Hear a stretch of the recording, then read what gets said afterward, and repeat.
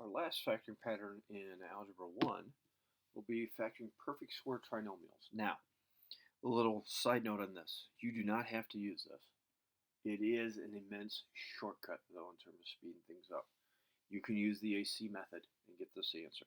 You can use factoring a quadratic trinomial where you find two factors of c if a is equal to 1 and get it. But let me tell you, if you want to get through some things fast, right here. If they're a perfect square trinomial, now there's a checklist, obviously, but it'll get you there so fast. So here's our guidelines that we'll have on this one. First, the first term must be a perfect square. That's coefficients and variables. We should know that by now. First term's got to be a perfect square. The third term must be a perfect square as well. And when I say that, the third term's got to have a plus sign in front of it. Third term's got to have a plus sign. All right, so if this works out, we move on. If not, we can't factor it this way. The middle term, maybe if I can get my paper to move, there we go. The middle term must be twice the product of the first term square root and the third term square root. Say it again, twice times 2. Got to multiply the first term square root times the third term square root and then double that.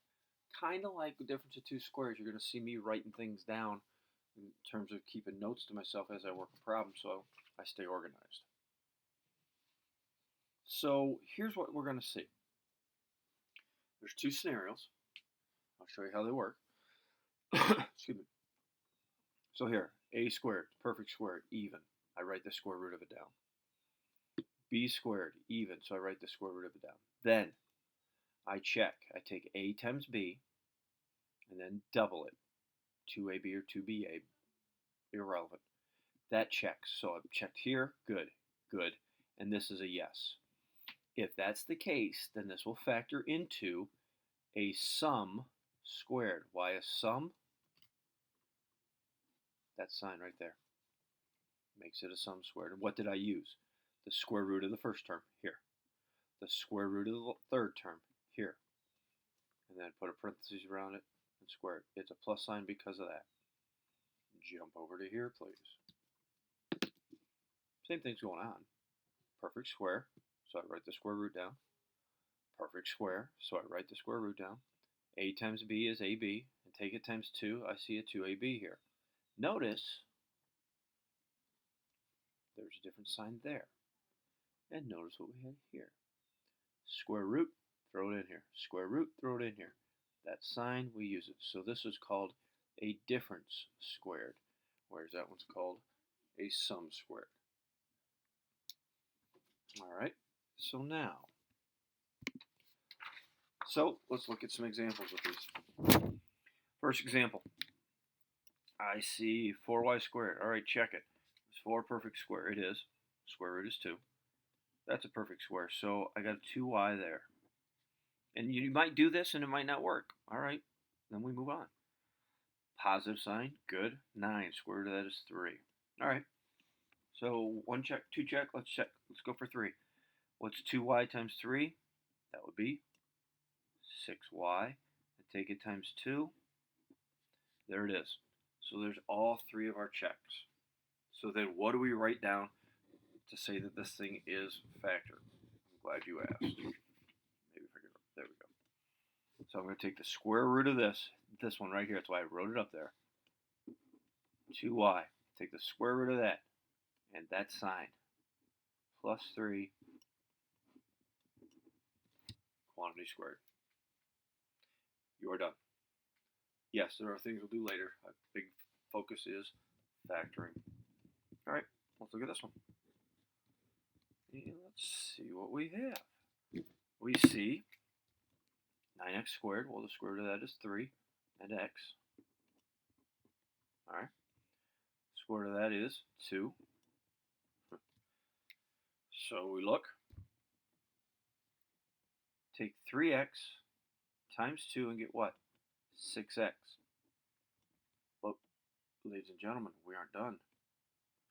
we still have to double this and get 12x. Is that our middle term?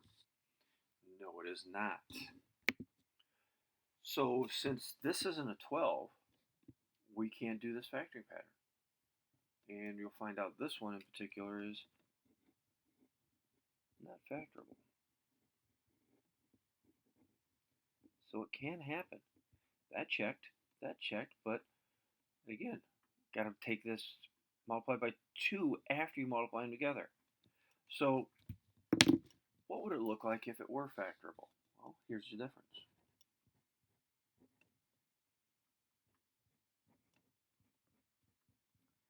Now if we saw this, notice 3x here, 2 here, multiply them together, 6x, take that times 2, there's your 12x. Now it works. So use that square root, use that sign, use that square root. But don't get caught. You got to remember to multiply it by 2 when you do that. All right, let's look at this final example here. And kind of like in the last lesson with the difference of squares, you might get some piggyback things going on again. So we look, there's 3 terms here. So I know I got to be using my trinomial stuff. So if I'm not using or remembering it, I got my notes out. Not a perfect square, it's a negative number. Okay, plus that's to the first power. That's to the first power. It's not working out so well yet. But as we look, a b, and a b. They all have something in common, a GCF. Now, look. Remember, that third term's got to be positive. That negative 25 ain't going to help us either. So what do we got to do? We got to factor out a negative b out of all these. By doing that, that changes our signs. So perfect squares will be in play now. So negative divided by negative, positive 25, left with an x squared. Negative by negative is positive 10x. Negative divided by negative is positive what? Positive 1 in this case. So now let's look. Is 25x squared a perfect square? Yes, it is. Square root of it is 5x. Is 1 a perfect square? Yes, it is. The square root of it, 1. 5x times 1. And then you got to take that and double it. So what's 5x times 2? So all 3 of our checks happen here. So what do we get? Our GCF is still part of the game. It's still in play. Square root, sine, quantity squared. So I can use GCFs in combination with these as well. Keep practicing. It's the best way to get these things down. Practice, practice, practice.